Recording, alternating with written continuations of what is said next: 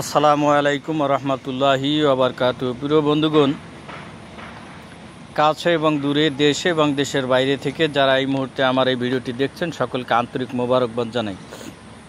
প্রিয় বন্ধুগণ, আজকে আমি আপনাদেরকে দেখাবো মূল্যবান একটি গাছ, যেটা রাস্তার পাশে ঝোড়ে জঙ্গলে অনেক জায়গায় পড়ে আছে অরক্ষিতভাবে, কিন্তু আসলে আমরা জানি না যে এই গাছের মূল্য কত বা এই গাছের ফলের মূল্য কত। তো আসলে এবং এই গাছের কি কাজ, এই গাছ দ্বারা আপনাদের কি উপকার হবে বা এই গাছের ফল দ্বারাই বা আপনাদের কি উপকার হবে, আমি আপনাদেরকে জানানোর চেষ্টা করব আজকের ভিডিওতে। প্রিয় বন্ধুগণ, এই গাছটা কি গাছ আপনারা চেনেন কিনা আগে দেখেন। এই যে হচ্ছে গাছ, এটা হচ্ছে ফুল, ওই যে নিচে পড়ে আছে দেখেন ফুল। অবশ্যই অনেকেই চিনতে পারবেন। তারপরও আমি বলি, এই গাছটার নাম হচ্ছে তালমাখানা গাছ, তালমাখানা।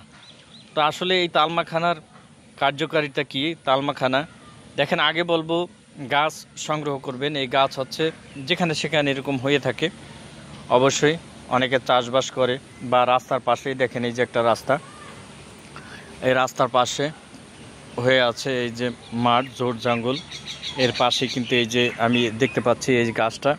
তো এই গাছটা দেখার পরে মনে হইল যে তাহলে আমি একটা ভিডিও তৈরি করে আপনাদেরকে দেই, যেহেতু এটা উপকারী গাছ এবং মানুষের উপকার হবে, সেই জন্যই মূলত এখানে আসা।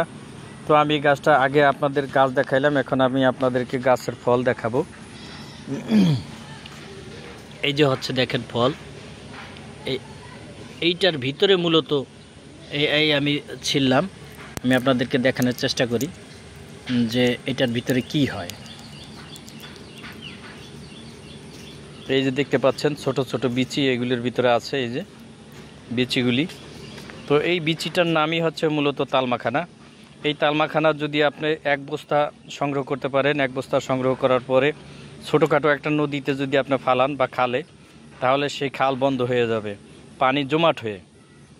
এর এত কার্যকারিতা, এটার ভিতরে পানি লাগার সাথে সাথে পিচ্ছিল হয়ে যাবে।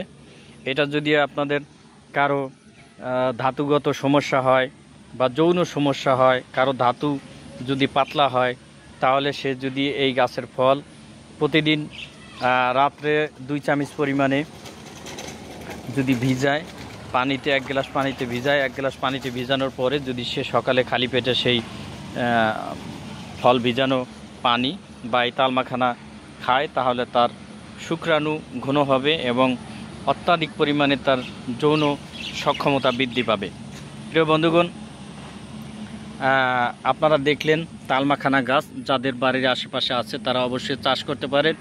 আর যদি এরকম থাকে, এটা অরক্ষিত, অবশ্যই এটা কেউ চাষবাস করে দেয়, এটা জঙ্গলার পাশে আমি দেখতে পাইলাম।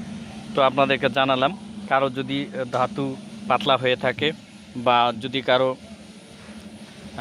ধাতু দুর্বলতা থাকে, তাহলে অবশ্যই তারা এই গাছটির থেকে ফল সংগ্রহ করে আপনারা ব্যবহার করতে পারবেন এবং আপনারা পূর্ণ যৌবন ফিরে পাবেন ইনশাআল্লাহ, আশা করছি।